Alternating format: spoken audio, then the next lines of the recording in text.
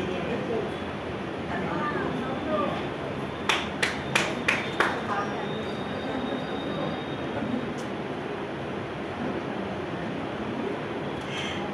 ಹಾಗೂ ಇಲ್ಲಿ ಬಂದಿರುವಂಥ ಎಲ್ಲ ಅಭಿಮಾನಿಗಳಿಗೆ ನನ್ನ ವಂದನೆ. ಇವತ್ತು ನಾನು ಇಷ್ಟು ಪುಣ್ಯ ಮಾಡಿದ್ದೀನಿ ಅಂದರೆ ಕಲಾನಿಕೇತನದಿಂದ ನನಗೆ ಸನ್ಮಾನ ಮಾಡಿದ್ದಾರೆ, ಪ್ರಶಸ್ತಿ ಕೊಟ್ಟಿದ್ದಾರೆ. ನಿಜ ಹೇಳಬೇಕು ಅಂದರೆ ಕರ್ನಾಟಕದಲ್ಲಿ ಹುಟ್ಟಿರೋದು ನನ್ನ ಪುಣ್ಯ ಅನಿಸ್ತು. ನಾನು ಈ ಕ್ಷೇತ್ರಕ್ಕೆ ಬರೋ ಅವಕಾಶನೇ ಇರಲಿಲ್ಲ.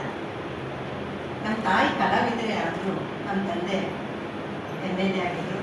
ಅವ್ರಿಗೆ ನನ್ನ ಇಲ್ಲಿನ ಕಲಾರಂಗಕ್ಕೆ ಕಳ್ಸೋಕ್ಕೆ ಇಷ್ಟ ಇರಲಿಲ್ಲ. ಆಗಿನ ಕಾಲದ MLA ಅವರು ಹೇಗೆ ದುಡ್ಡು ಮಾಡ್ತಿದ್ರು ಅಂತ ಅವ್ರ ಎಲೆಕ್ಷನ್ಗೆ ಅವರೇ ಮನೆ ಮಠ ಮಾಡಿಕೊಂಡು ನಿಲ್ಬೇಕಿತ್ತು. ಆ ಕ್ಷೇತ್ರದಿಂದ ಬಂದವ್ರಿಗೆ ಅವರು ಬೆಂಗಳೂರಲ್ಲಿ ಅವ್ರ ಕಾಯಿಲೆ ಮಸಾಲೆಗಳನ್ನೆಲ್ಲ ಅವರೇ ಖರ್ಚು ಮಾಡಬೇಕು. ಆ ರೀತಿ ನನ್ನ ತಂದೆ ತೀರ್ಕೊಂಡಾಗ ನನಗೆ 16 ವರ್ಷ. ಅವರು ನನ್ನಿಂದ ದೂರಾದಾಗ ಬರೀ ಅವರ ಜೋಬಲ್ಲಿ 70 ರಿಂದ 80 ರೂಪಾಯಿಗಳಿದ್ದಷ್ಟು. ನನಗೆ ಡ್ಯಾನ್ಸ್ ಗೊತ್ತಿರಲಿಲ್ಲ, ಅಭಿನಯ ಏನು ಗೊತ್ತಿರಲಿಲ್ಲ, ಯಾವುದೂ ನನಗೆ ಅರ್ಥ ಆಗಲ್ಲ.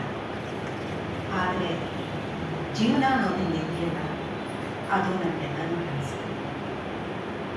ನನ್ನ ತಾಯಿಗೆ ನಾನು ಒಳ್ಳೆ ಕಲಾವಿದೆ ಮಾಡಬೇಕು ಅನ್ನೋ ಆಸೆ ಇದೆ.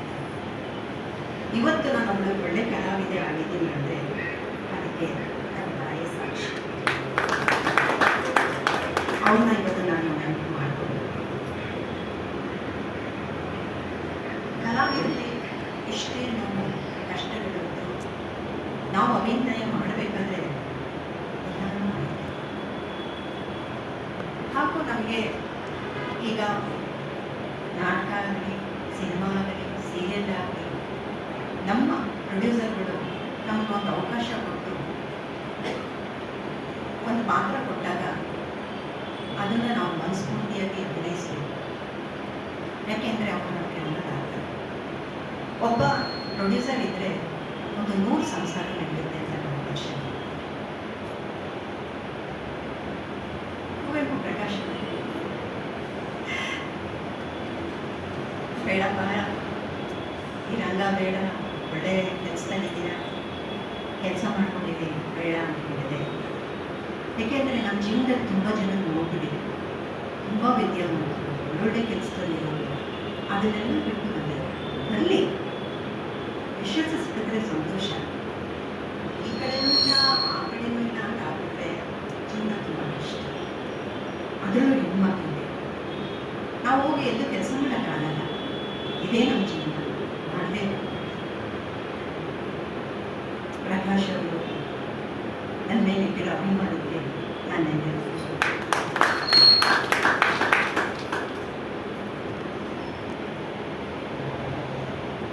ನಾನು ಕೆಲವು ವಿಚಾರಗಳನ್ನ ಕಲ್ತಿದ್ದು ನಮ್ಮ ದೊಡ್ಡಮ್ಮನವರಾದ ಶ್ರೀಮತಿ ಬಿ ಜಯಮ್ಮ.